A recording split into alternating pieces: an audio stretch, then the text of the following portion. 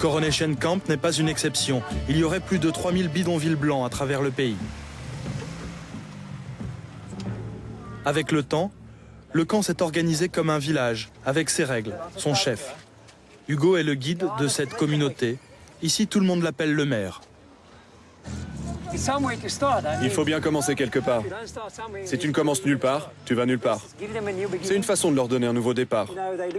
Vous savez, après toutes ces années, on est un peu comme une famille, une grande famille. On était 420. Maintenant, il reste 350 personnes à peu près. Et comment ça se fait que vous soyez obligé de tout recommencer?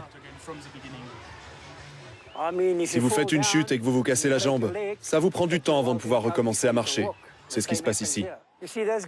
Vous voyez ces gens-là? Ils ont acheté ces voitures accidentées et ils les réparent.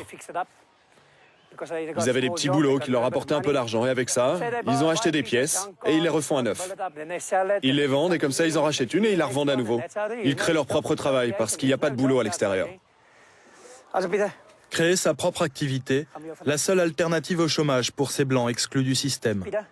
Hugo est persuadé que cette situation est la conséquence directe de la discrimination positive. Vous voyez, en Afrique du Sud, la situation est très difficile. Nous avons la discrimination positive. Autrefois, dans ce pays, il y avait l'apartheid. Aujourd'hui, c'est l'apartheid à l'envers. Avec la discrimination positive, vous devez embaucher un certain pourcentage de Noirs et de Blancs. Écoutez bien ce que je vais vous dire maintenant. Avant, vous aviez des métiers qui demandaient une certaine qualification. Et qu'est-ce qu'ils font aujourd'hui?